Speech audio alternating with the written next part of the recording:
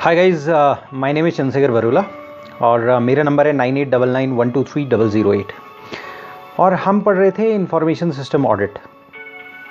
और information system audit में हम स्पेशलाइज्ड सिस्टम पढ़ने लग गए थे, यानी कि ऐसे सिस्टम जो स्पेशलाइज्ड हो। मतलब आर्टिफिशियल इंटेलिजेंस के बारे में हमने पढ़ा था और आर्टिफिशियल इंटेलिजेंस में का ऑडिट भी हमने किया कि ऑडिट में ऐसे सिस्टम्स के बारे में पढ़ा कि जो आर्टिफिशियल इंटेलिजेंस जो है वो ऑडिटर को कैसे हेल्प करेगी। तो आर्टिफिशियल इंटेलिजेंस के बारे में पढ़ा कि आर्टिफिशियल इंटेलिजेंस में 3 चीज़ें हैं। अगर वो आ गई तो एक तरह से आदमी खड़ा हो जाएगा,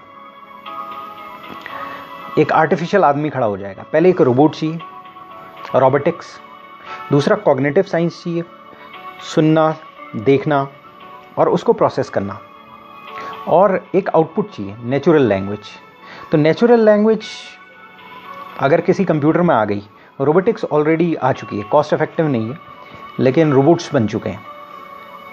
नेचुरल लैंग्वेज पार्शली हमने देखा है गूगल नाउ और कई आपके सिरी जैसे softwares partially natural language use करना स्टार्ट कर दिया है।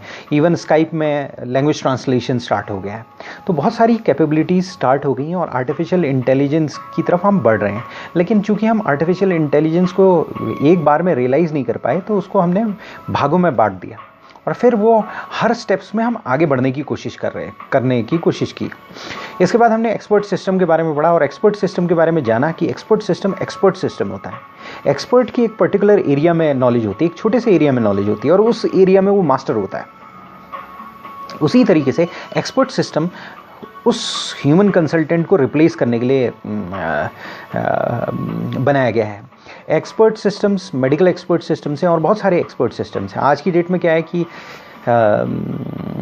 जैसे फॉर एग्जांपल कल की डेट में आपका टीचर एक ही होगा, गूगल टीचर। जैसे आज डेटा आप ढूंढते हो तो आप ढूंढते हैं तो गूगल से ढूंढते हैं, सर्च इंजन गूगल। अगर इसी तरीके से अगर एक टीचिंग है, अगर क्लास ले रहा है एक टीचर, तो एक पर्टिकुलर सॉफ्टवेयर दे, इंटरैक्ट करे, बात करे, आपके प्रॉब्लम का सॉल्यूशन दे, तो आपको ज़्यादा बेनिफिशियल होगा। अगर आपको कोई चीज़ समझ में नहीं आ रही है तो आप उससे पूछते चले जाओ, इंटरैक्ट करते चले जाओ। तो एक्सपर्ट सिस्टम का अल्टीमेट इंटरफेस वो इंटरफेस होगा जहाँ पर यूज़र जो है उससे क्वेश्चन पूछता चले जाएगा और वो क्वेश्चन के आंसर देते जाएंगे। तो एक्सपर्ट सिस्टम में एक यूज़र इंटरफेस होता है और एक इंटरफेस इंजन होता है जिसमें लॉजिक होता है और एक नॉलेज बेस होता है जिसमें सारी नॉलेज होती है। ये हमने पढ़ा। और नॉलेज बेस का यूज़ करके इंटरफेस इंजन लॉजिक्स क्रिएट करता है और फिर यूज़र इंटरफेस से यूज़र से कम्युनिकेट करता है। ये हमने जाना। अब हम पढ़ेंगे डेटा वेयर हाउसिंग के बारे में। डेटा वेयर हाउसिंग जैसे नॉर्मल सामान के वेयर हाउस होते हैं, बड़े बड़े वेयर हाउस होते हैं, उसमें सामान रखा जाता है और वो होते ही इसलिए कि उसमें सामान रखा जाए और जब उनकी ज़रूरत हो उन्हें निकाल लिया जाए। अधिकतर उनकी ज़रूरत नहीं होती है, लेकिन ये अंदेशा होता है कि उसकी ज़रूरत पड़ेगी 6 महीने बाद, साल भर बाद। ऑपरेशनल नहीं होते हैं। ऑपरेशनल मतलब आपका दुकान है, दुकान में अगर मान लिया सपोज़ एक तो दुकान सजाना है, यानी दुकान में आपके सामान रखा है, और एक पीछे गोडाउन रख लो आप या वेयर हाउस रख लो जहाँ पर एक्स्ट्रा सामान रखा हो। जब यहाँ पर सामान की कमी हो तो वहाँ से निकल कर आ जाए। तो यानी कि डेटा वेयर हाउस जो है डेटा का वेयर हाउसिंग है और डेटा के वेयर हाउसिंग जो होगी वो ऑपरेशनल नहीं होगा। यानी कि जो ऑपरेशनल डेटा होगा, ऑपरेशनल डेटा वेयर हाउस नहीं किया जाएगा, क्योंकि अगर ऑपरेशनल डेटा को डेटा वेयर हाउस किया जाएगा तो उसको रिट्राइव करने में बहुत टाइम लगेगा। तो हम डेटा वेयर हाउस ये कह सकते हैं कि डेटा वेयर हाउस जो है प्लांट इंटीग्रेटेड मैनेज स्टोरेज है कॉर्पोरेट डेटा का। अगर कोई कॉर्पोरेट डेटा है उसको हम इंटीग्रेटेड वे में रखते हैं, यानी एक साथ एक जगह पर रखते हैं, उसको हम मैनेज करते हैं, उसकी एक पर्टिकुलर प्लानिंग होती है। तो यानी डेटा वेयर हाउसिंग को हम ये कह सकते हैं कि plant integrated and manage storage किसका? कॉर्पोरेट डेटा का। और किस लिए रखा जाता है? एनालिसिस के लिए, क्वेरी के लिए, रिपोर्टिंग पर्पसेस के लिए। यानी कि अगर मैनेजमेंट को हिस्टोरिकल डेटा देखना है तो डेटा वेयरहाउस से डेटा निकलेगा और उससे ग्राफ्स वगैरह बन जाएंगे।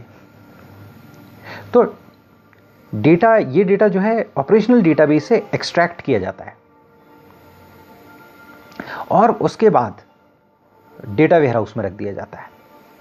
तो कहने का मतलब ये है, डेटा वेयरहाउस हिस्टोरिकल डेटा रखता है और ऑपरेशनल डेटाबेस से ज़्यादा पीरियड का रखता है। मतलब ऑपरेशनल डेटाबेस इस साल का डेटाबेस है, आपके पास इस साल का डेटाबेस है, वो ऑपरेशनल डेटाबेस है। मतलब डेटाबेस जो है एक ऑपरेशनल डेटाबेस है, वेयरहाउस्ड डेटाबेस हो सकता है। ऑपरेशनल डेटा ऑपरेशनल होता है, वो आपके पास रखा जाता है, वो कंपनी के पास रखा जाता है और कंपनी उसमें कॉन्स्टेंटली काम कर रही होती है, तो वो ऑपरेशनल डेटाबेस होता है। और एक होता है वेयरहाउस डेटाबेस। तो डेटा वेयरहाउस में हिस्टोरिकल डेटा होता है लंबे पीरियड का और उस डेटा को रख दिया जाता है। मतलब ये अगर हम कहें कि जो इंटरप्राइज या कोई कंपनी है उसका डेटा एक्सट्रैक्ट किया जाता है और उसका कलेक्शन होता है। और कहाँ से कलेक्ट किया जाता है? बिजनेस ऑपरेशन से किया जाता है। और इसमें थर्ड पार्टी की इंफॉर्मेशन भी हो सकती है। और एक और चीज़ है, ये डेटा सेपरेट सर्वर में रखा जाता है, यानी ऑपरेशनल डेटा ऑपरेशनल डेटाबेस में रखा जाएगा।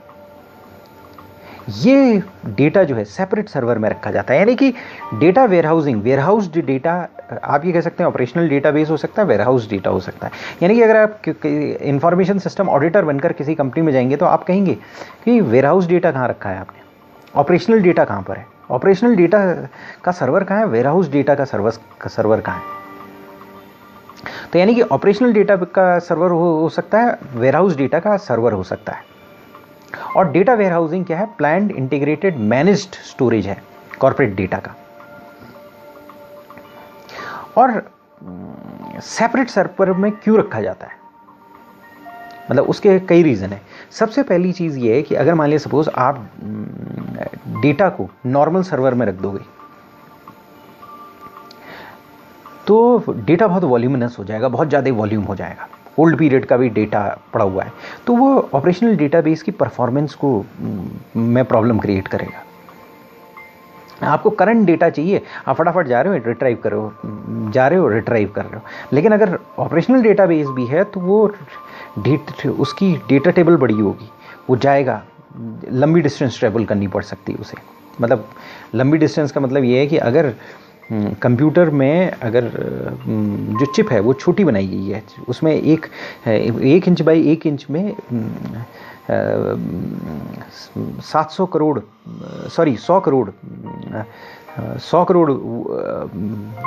ट्रांजिस्टर्स होते हैं और वो एक छोटी सी जगह पर रखे जाते हैं। और वो उसका एक रीज़न ये है कि इलेक्ट्रिक करंट को ज़्यादा दूर न चलना पड़े, क्योंकि उसमें उतने कैलकुलेशन होते हैं, उतने ज़्यादा कैलकुलेशन हो सकते हैं। अगर इलेक्ट्रिक करंट जो है 1 सेकंड में 3 लाख किलोमीटर प्रति सेकंड की रफ्तार से भागता है, तो ये आपको लग रहा होगा कि 3 लाख किलोमीटर तो बहुत ज़्यादा है, लेकिन जितने साइकिल्स करंट को मूव करना पड़ता है फॉरवर्ड बैकवर्ड एक पर्टिकुलर प्रोसेसिंग के लिए,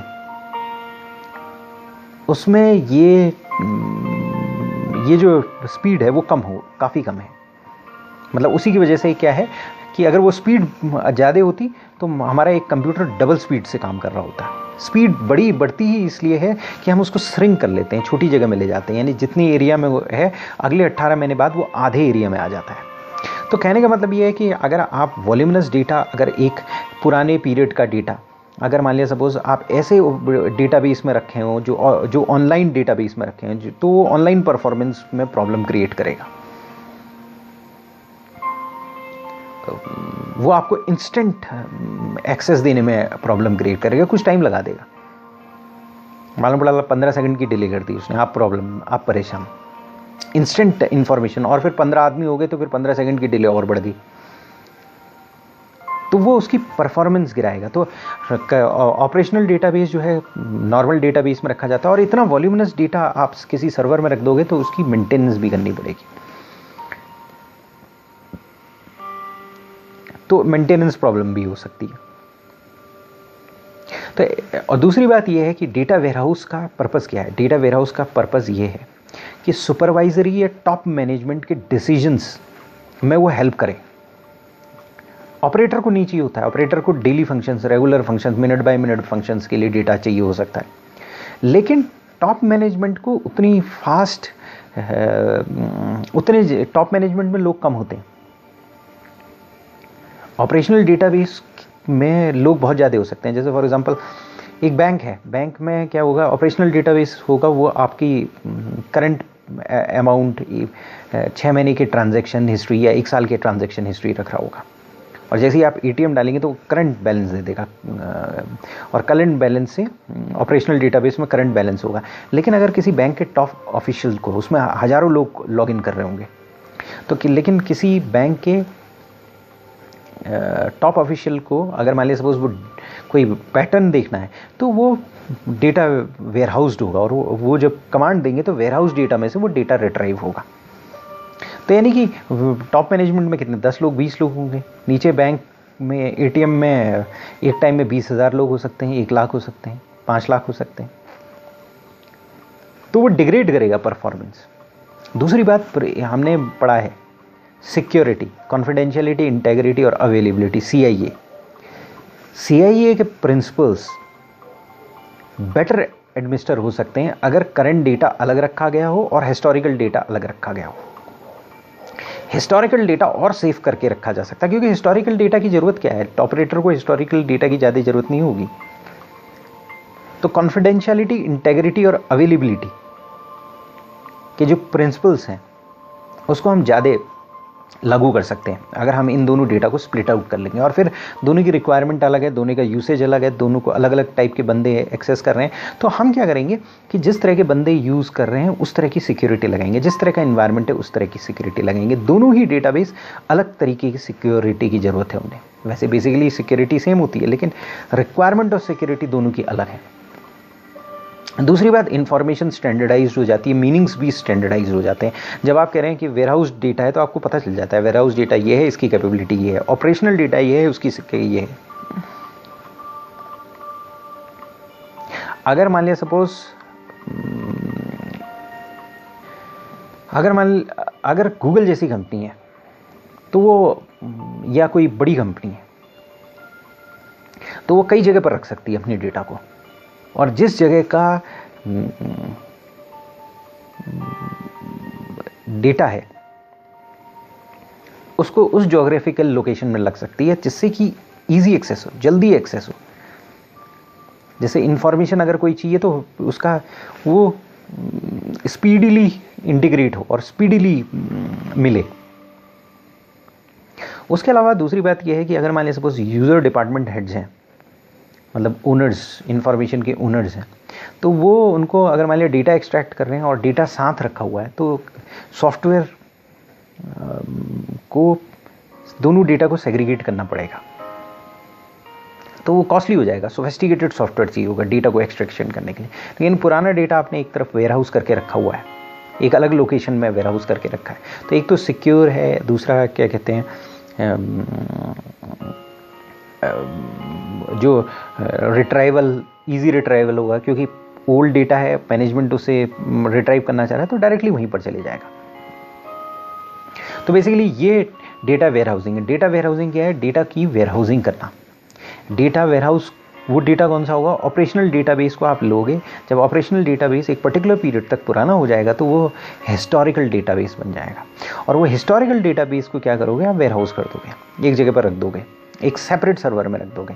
ऑपरेशनल डेटाबेस रीसेंट सर्वर में होगा, और क्योंकि अगर कोई प्रॉब्लम होगी, कुछ हो गया, तो आप हिस्टोरिकल डेटाबेस को ठीक करने में टाइम लग सकता है, कोई दिक्कत नहीं, कुछ टाइम। अगर मान लीजिए सपोज हिस्टोरिकल डेटाबेस में अगर कोई प्रॉब्लम होगी, सर्वर में कोई प्रॉब्लम होगी, सॉफ्टवेयर में कोई प्रॉब्लम होगी, तो आप उसको रिट्राइव करने के लिए कुछ टाइम दे सकते हो, आपका जो डेटा एडमिनिस्ट्रेटर है। लेकिन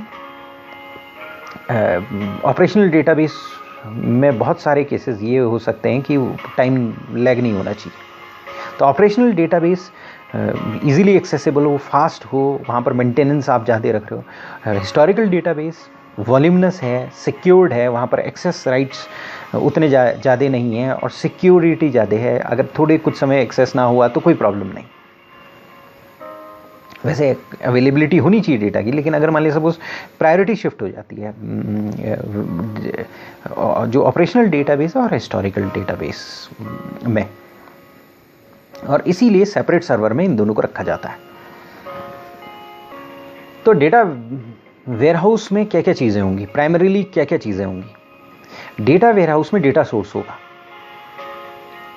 उसमें existing database, data file, external information, ये इंफॉर्मेशन के सोर्सेज क्या है, रेफरेंस क्या है, ये चीज़ें हो सकती है। दूसरा ये हो सकता है कि आप डेटा को एक्सट्रैक्ट करोगे और उसे ट्रांसफॉर्म करोगे, डेटा को क्लेंज कर सकते हो, डेटा का रिकंस्ट्रक्शन करा जा सकता है। मतलब ऐसा है कि जो नॉर्मल ऑपरेशनल डेटा है आप उसे कंप्रेस्ड फॉर्म में हो सकता है ना रखो, लेकिन जो वेयरहाउस डेटा है वो आप कंप्रेस्ड फॉर्म में रख सकते हो, क्योंकि उस डेटा की रिट्राइवल उतनी ज़्यादा नहीं होनी है, उतने ज़्यादा लोग उसे रिट्राइव नहीं करेंगे।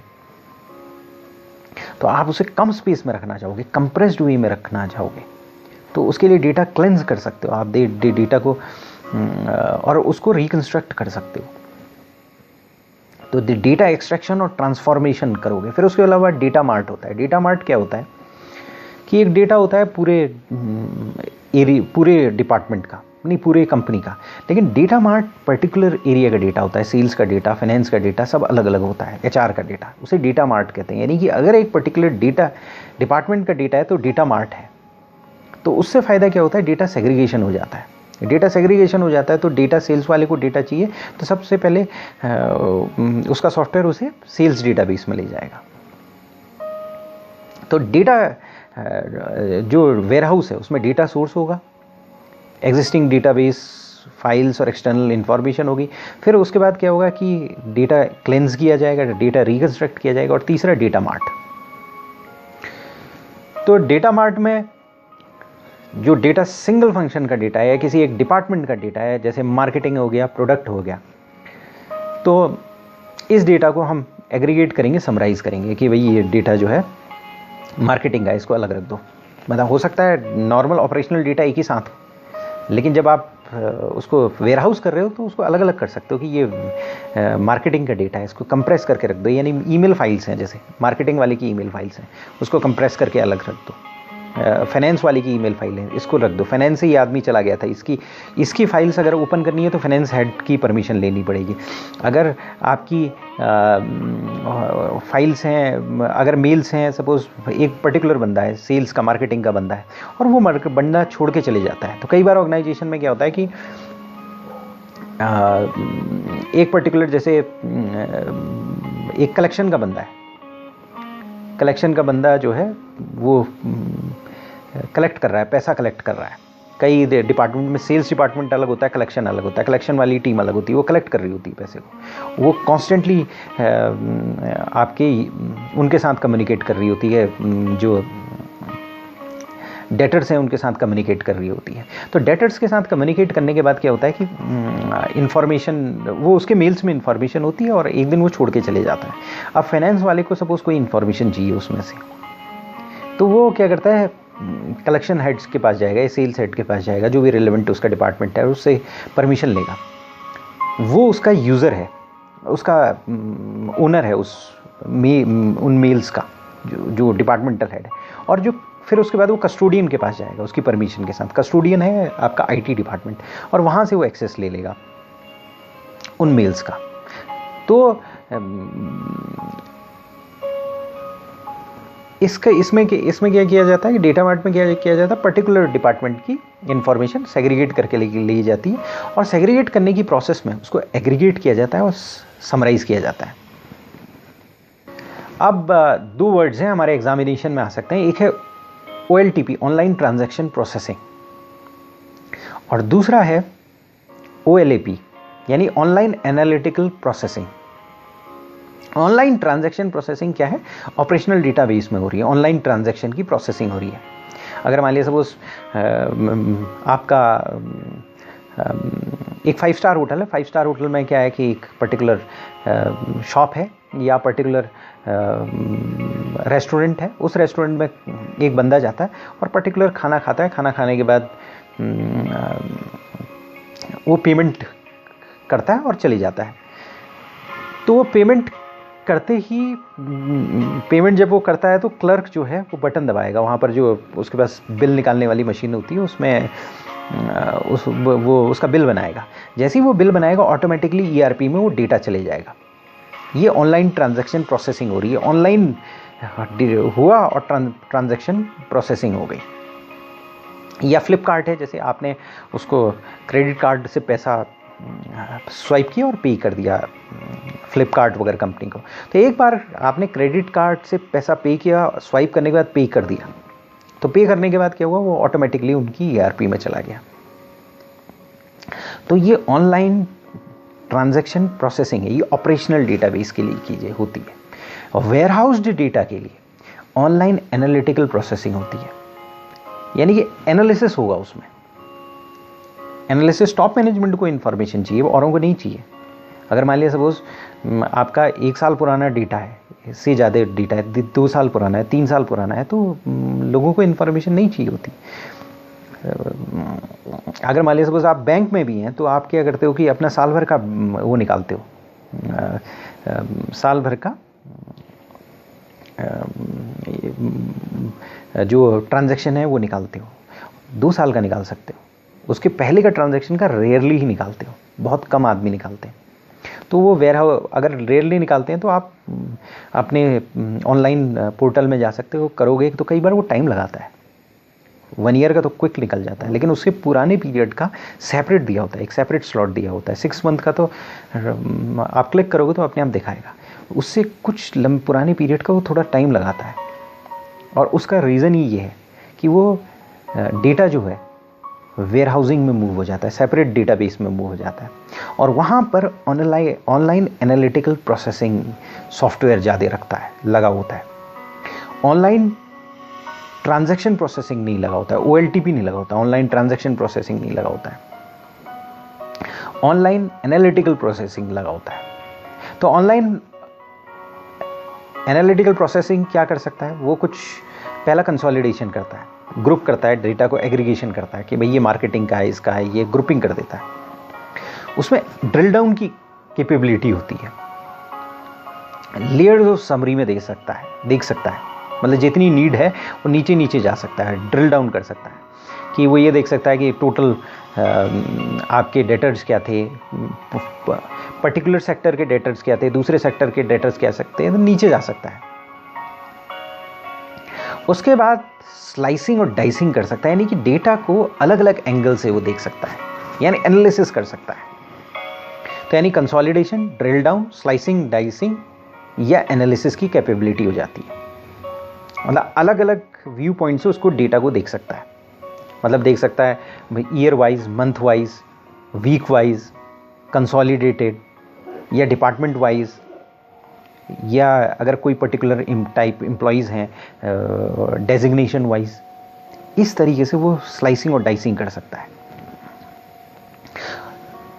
ये जो कैपेबिलिटीज़ हैं, इनके साथ हम graphical output capability software use करते हैं। मतलब वो जो वही सॉफ्टवेयर है उसमें ग्राफिकल आउटपुट कैपेबिलिटी सॉफ्टवेयर्स होंगे, ग्राफिकल आउटपुट कैपेबिलिटी सॉफ्टवेयर्स होंगे।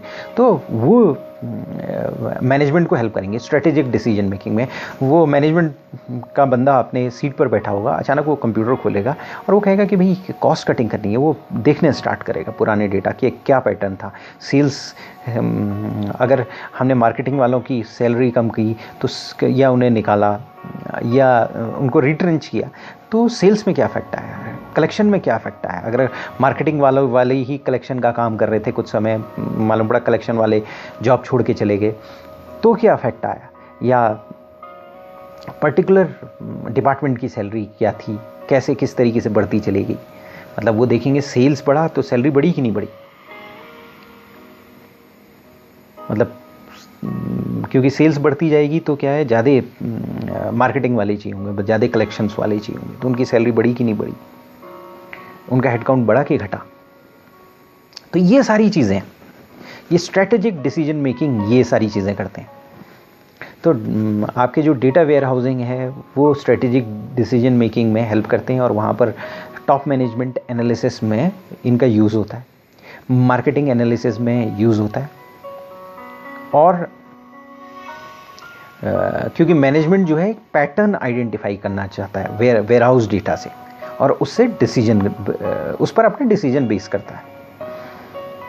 और ये जो पैटर्न आइडेंटिफाई करना, मतलब ये जो प्रोसेस है पैटर्न को आइडेंटिफाई करने की, इसे डेटा माइनिंग कहते हैं। यानी कि डेटा माइनिंग में, डेटा माइनिंग कहाँ पर होती है? वेयर हाउस डेटा पर होती है। डेटा माइनिंग क्या होती है? डेटा का पैटर्न एनालाइज करना, डेटा को माइन करना, पैटर्न एनालाइज करना। अब कोयले की खदान में जाते हो, कोयला खोदते हो, वो अलग चीज होती है। यहां पर क्या है? आप डेटा को खोद रहे हो, लेकिन डेटा को खोदते हो, डेटा को निकालने के लिए उसका रीजन ज्यादा नहीं होता है, डेटा तो निकालोगे ही निकालोगे, उसके बाद उसका एनालिसिस करोगे। उसका मेन रीजन है एनालिसिस। मतलब कोयला निकालोगे तो कोयला फिर ले जाओगे, आप जलाओगे या किसी उसके लिए यूज करोगे। यहां पर क्या होगा? डेटा को माइन करोगे, यानी डेटा को निकालोगे। और डेटा को निकालोगे काहे के लिए? पैटर्न को आइडेंटिफाई करने के लिए कि क्या पैटर्न्स हैं, और उससे स्ट्रेटेजिक डिसीजन मेकिंग होती है। और जो फाइनली जो हमने ये बोला कि अगर मान लिया डेटा वेयर हाउस अगर पूरे एंटरप्राइज के लिए हम नहीं कर रहे हैं, क्रिएट नहीं कर रहे हैं, केवल एक पार्ट के लिए कर रहे हैं, स्पेसिफिक फंक्शन के लिए कर रहे हैं, या पर्टिकुलर डिपार्टमेंट के लिए कहते हैं कर रहे हैं, उसको डेटा मार्ट कहते हैं। तो डेटा हो सकता है हम एक पर्टिकुलर डिपार्टमेंट के लिए डेटा वेयर हाउसिंग करें और उसमें पैटर्न ढूंढने की कोशिश करें, उसको भी डेटा माइनिंग कहेंगे। बेसिकली डेटा में पैटर्न ढूंढना, डेटा वेयर हाउस डेटा में डेटा पैटर्न ढूंढना डेटा माइनिंग कहलाएगा। तो इसको समराइज कर लेते हैं। डेटा वेयर हाउसिंग क्या है? डेटा को वेयर हाउस करना, यानी कि डेटा को प्लान करना, इंटीग्रेट करना, मैनेज करना और उसके बाद स्टोर कर देना। और ये डेटा किसका होगा? कॉर्पोरेट डेटा होगा। और ये ऑप्टिमाइज क्यों किया जाएगा? एनालिसिस, क्वेरी और रिपोर्टिंग पर्पज़ के लिए, ऑनलाइन एनालिटिकल प्रोसेसिंग के लिए, ऑनलाइन ट्रांजैक्शन प्रोसेसिंग के लिए। ट्रांजैक्शन प्रोसेसिंग तो ऑपरेटिंग जो ऑपरेशंस होते हैं उनके लिए की जाती है। यहाँ एनालिसिस का पर्पस होता है। यहाँ पर सोचा जाता है कि डेटा को रखा जाए, बाद में उसको एनालाइज किया जाएगा। और पुराना डेटा रखा ही इसलिए जाता है, स्टैट्यूटरी रिक्वायरमेंट मीट आउट करने के लिए रखा जाता है या एनालिसिस करने के लिए किया जाता है। तो इस डेटा को हम एक्सट्रैक्ट कर सकते हैं ऑपरेशनल डेटाबेस से। और डेटा वेयर हाउस में हिस्टोरिकल रिकॉर्ड रखे जाते हैं। मतलब आप क्या करोगे? एक साल भर से पुराना डेटा होगा, उसको रखोगे, वो हिस्टोरिकल डेटा बन जाएगा। उसी डेटा को वेयर हाउस, उसको जो रखने की प्रोसेस है वो वेयर हाउसिंग कहोगे। तो आप डेटा को कलेक्ट करोगे, अलग सर्वर में उठा के रख दोगे। और किस लिए रखा जाता है? इसलिए रखा जाता है सेपरेट सर्वर में, इसलिए रखा जाता है क्योंकि अगर सारे डेटा को मर्ज करके रखा गया तो एक तो उनकी इंटेंशन अलग होती है, दूसरा नंबर ऑफ़ यूज़र्स अलग हो जाते हैं। अगर ऑपरेशनल डेटाबेस है तो ज़्यादा यूज़र हो सकते हैं।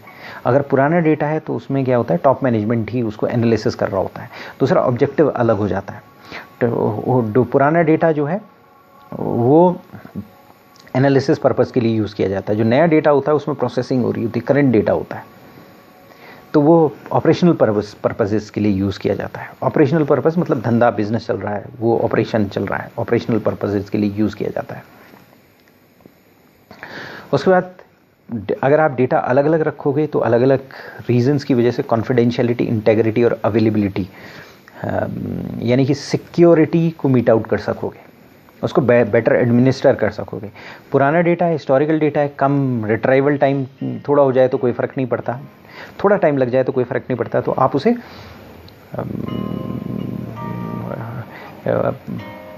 उसको आप स्क्वीज़ करते हो डेटा को, उसको एक जो रखते हो उसको स्क्वीज़ करके रखते हो, यानी कि जैसे विनज़ेप फाइल है वो डेटा को स्क्वीज़ कर देती है। तो ज़्यादा डेटा को, वो डेटा ज़्यादा होता है उसको आप रखते हो, स्क्वीज़ करके रखते हो, और वहाँ पर डेटा को स्टैंडर्डाइज करते हो। उसको हमने ये पढ़ा कि डेटा को जो है आप स्टैंडर्डाइज करके उसको एक्सट्रैक्ट करोगे, डेटा सोर्स उसमें उस डेटा में डेटा सोर्स हो सकता है, उसको एक्सट्रैक्ट करते हो और फिर रखते हो। और डेटा मार्ट का कॉन्सेप्ट यहीं से आया, क्योंकि आप उस डेटा को डिपार्टमेंट वाइज रख रहे हो।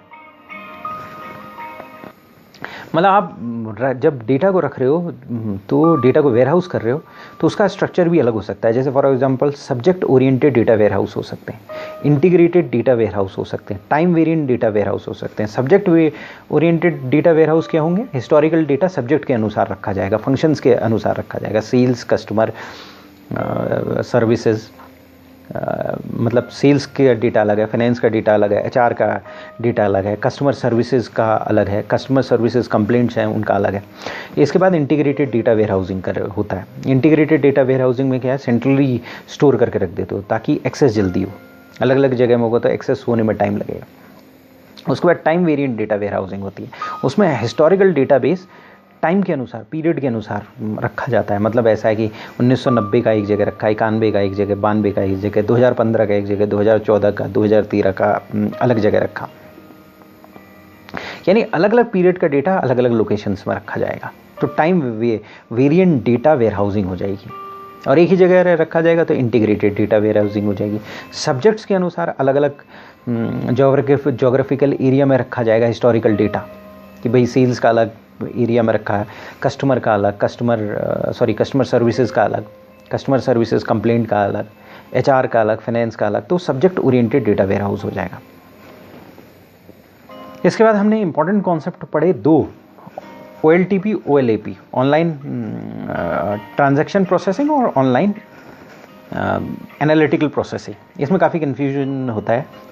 दो ऑनलाइन ट्रांजैक्शन प्रोसेसिंग, ऑनलाइन क्यों रखा गया नाम? कई बार आप सोचते हो कि ऑनलाइन ट्रांजैक्शन प्रोसेसिंग क्यों रखा गया, तो कई बार आपको समझ में आता है ये कॉन्सेप्ट्स इसलिए रखे गए क्योंकि ये कॉन्सेप्ट्स आपको डिफरेंसेस, अलग अलग सिचुएशन की डिफरेंसेस बता सकें। तो यहाँ पर आप देख रहे हो ऑनलाइन ट्रांजैक्शन प्रोसेसिंग क्या है? ऑनलाइन ट्रांजैक्शन प्रोसेसिंग हो रही है। और दूसरा क्या है? ऑनलाइन एनालिटिकल प्रोसेसिंग है। ऑनलाइन एनालिटिकल प्रोसेसिंग कहाँ पर यूज़ होती है? वेयरहाउस डेटा में, हिस्टोरिकल डेटा में। जो डेटा हिस्टोरिकल डेटा वेयरहाउस में रखा गया है उसमें ऑनलाइन एनालिटिकल प्रोसेसिंग होती है। और किस लिए होती है? क्योंकि टॉप मैनेजमेंट को डेटा चाहिए होता है एनालिसिस पर्पस के लिए। तो वहाँ डेटा कंसोलिडेटेड होना चाहिए, ड्रिल डाउन एबिलिटी होनी चाहिए कि नीचे तक देख सके, एनालिसिस कर सके। यानी स्लाइसिंग और डाइसिंग होनी चाहिए कि अगर मान लिया एक डेटा देखे तो उसे डिफरेंट व्यू पॉइंट से एनालाइज कर सके। और डिफरेंट व्यू पॉइंट से एनालाइज करने में डेटा माइनिंग हेल्प करती है। मतलब एक पैटर्न निकल कर आए। ऑनलाइन एनालिटिकल प्रोसेसिंग पैटर्न निकालने में हेल्प करती है। और इस पैटर्न को आइडेंटिफाई करना, डेटा को रिट्राइव करना और उसमें पैटर्न को आइडेंटिफाई करना डेटा माइनिंग कहलाता है। यानी डेटा की हमने माइन किया। जैसे खदान में जाकर आपने सोना खोदा, सोने की माइनिंग की, हीरे की माइनिंग की, कोयले की माइनिंग की, उसी तरह से डेटा की माइनिंग की, उसमें पैटर्न आइडेंटिफाई किया।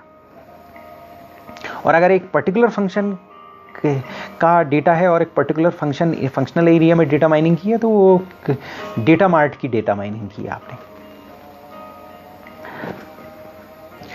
अब यहाँ पर ऑडिटर का रोल आ जाता है। इंफॉर्मेशन सिस्टम ऑडिटर का क्या रोल होगा? उसको कुछ चीज़ें देखनी होंगी। जब वो डेटा वेयरहाउस का ऑडिट कर रहा है तो उसको कुछ चीज़ें देखनी पड़ेंगी। पहले तो ये देखना पड़ेगा सोर्स डेटा क्रेडिट की क्या क्रेडिबिलिटी है। मतलब सोर्स डेटा रखा जाता है तो उसकी क्रेडिबिलिटी क्या है कि हिस्टोरिकल, जब वो डेटा साल भर पुराना हो जाता है, किस तरीके से रखा जाता है। एक्यूरेसी सोर्स डेटा की, यानी कि सोर्स डेटा ऑपरेशनल डेटा होगा, ऑपरेशनल डेटा ही हिस्टोरिकल डेटा में कन्वर्ट होगा। तो क्रेडिबिलिटी देखनी है, एक्यूरेसी देखनी है, कॉम्प्लेक्सिटी देखनी है। मतलब जो सोर्स डेटा के डेटा स्ट्रक्चर की कॉम्प्लेक्सिटी देखनी है। कॉम्प्लेक्स डेटा होगा, हो सकता है data mining purposes, data warehousing purpose के लिए हमें उसे अलग तरीके से रखना पड़े, उसके अलग तरीके से स्ट्रक्चरिंग करनी पड़े, डेटा की क्लेंजिंग करनी पड़े। तो complexity of source data structure हमें देखनी पड़ेगी और उसी के अनुसार हम ये ऑडिट कर सकेंगे कि डेटा जो है वो सही है कि नहीं सही है। डेटा की इंटेग्रिटी, जो वेयरहाउस डेटा है उसकी इंटेग्रिटी के बारे में हम आंसर कर सकेंगे यानी कि पहला काम हमारा डेटा वेयरहाउस में जाकर देखना है ये है कि डेटा सही है कि नहीं सही है। ये जो हिस्टोरिकल डेटा कह रहे हैं वो सही में हिस्टोरिकल डेटा है कि करप्टेड तो नहीं है, कुछ गड़बड़ तो नहीं है इस डेटा में, सही तरीके से ट्रांसफ़र हुआ है कि नहीं हुआ है डेटा। ये सारी चीज़ हमें देखनी पड़ेंगी। दूसरा, उसका सिक्योरिटी देखनी पड़ेगी। तो यानी कि हमें क्रेडिबिलिटी देखनी पड़ेगी सोर्स डेटा की, एक्यूरेसी देखनी पड़ेगी सोर्स डेटा की, और स्ट्रक्चर देखना पड़ेगा सोर्स डेटा का स्ट्रक्चर कि कितना कॉम्प्लेक्स है। और उसके बाद देखना पड़ेगा एक्सट्रैक्ट कर रहे हैं या ट्रांसफॉर्म कर रहे हैं उसको डेटा को। अगर मान लिया सपोज डेटा वेयरहाउसिंग कर रहे हैं और डेटा को वेयरहाउस कर रहे हैं, तो वहाँ पर हम उसको दूसरे तरीके से रख रहे हैं, क्योंकि वहाँ पर ऑनलाइन एनालिटिकल प्रोसेसिंग होगी, और चूंकि वहाँ एनालिटिकल प्रोसेसिंग होगी तो अलग तरीके से रखा जाएगा, उसको एक्सट्रैक्ट किया जाएगा, एक ट्रांसफॉर्मेशन प्रोसेस होगी। तो उसकी एक्यूरेसी क्या है। उसके बाद एक्सेस कंट्रोल रूल्स, कौन कौन एक्सेस कर सकते हैं, कैसे एक्सेस होगा, और नेटवर्क कैपेसिटी देखनी पड़ेगी स्पीडी एक्सेस के लिए, क्योंकि वो डेटा रिट्राइव करने में ऑलरेडी टाइम लगाएगा, क्योंकि डेटा आपने कंप्रेस करके रखा हुआ है। तो कंप्रेस होना पड़ेगा डेटा को उसको रिट्राइव करने में टाइम लग सकता है। तो नेटवर्क की कैपेसिटी देखनी पड़ेगी स्पीडी एक्सेस के लिए। फिर आप डेटा माइनिंग की ऑडिट कर रहे हैं, तो डेटा माइनिंग के ऑडिट में हमने ये पढ़ा था कि डेटा माइनिंग क्या होती है। डेटा माइनिंग क्या है कि पैटर्न रिकॉग्निशन होता है डेटा वेयरहाउस डेटा में। जो आपका डेटा वेयरहाउस डेटा रखा है उसमें पैटर्न रिकॉग्निशन मेथड जो होती है उसे डेटा माइनिंग कहते हैं। आप पैटर्न रिकॉग्नाइज कर रहे हो तो डेटा माइनिंग कर रहे हो। तो जो इंफॉर्मेशन सिस्टम ऑडिटर है उसे उसकी टेक्निक्स देखनी पड़ेंगी, डेटा माइनिंग टेक्निक्स देखनी पड़ेगी, और उस टेक्निक्स के अनुसार ऑडिट रिस्क को इवैल्यूएट करना पड़ेगा कि एरर्स तो नहीं है टेक्निक्स में, इरेगुलरिटीज तो नहीं है टेक्निक्स में। तो ये देखना पड़ेगा जो पुराना डेटा है, डेटा की इंटेग्रिटी है कि नहीं है, इफेक्टिव और एफिशिएंट ऑपरेशन है कि नहीं है, सिस्टम का इफेक्टिव ऑपरेशन हो रहा है कि नहीं हो रहा है, एफिशिएंट इंफॉर्मेशन हो रहा है कि ऑपरेशन हो रहा है कि नहीं हो रहा है। तो ये चीज़ आपको देखनी पड़ेगी। तो ये था बेसिकली डेटा वेयरहाउसिंग। और डेटा वेयरहाउसिंग में हमने पढ़ा डेटा मार्ट के बारे में, हमने पढ़ा आपका ऑनलाइन ट्रांजैक्शन प्रोसेसिंग के बारे में, ऑनलाइन एनालिटिकल प्रोसेसिंग के बारे में, और डेटा माइनिंग के बारे में। डेटा माइनिंग बहुत इंपॉर्टेंट है। उसके बाद हमने ये पढ़ा कि किस तरीके से डेटा को सेग्रीगेट किया जाएगा। उसमें जो हमने कॉन्सेप्ट पढ़े वो ये पढ़ा कि सब्जेक्ट ओरिएंटेड डेटा वेयरहाउस हो सकता है, इंटीग्रेटेड डेटा वेयरहाउस हो सकता है, टाइम वेरिएंट डेटा वेयरहाउस हो सकता है। थैंक्स।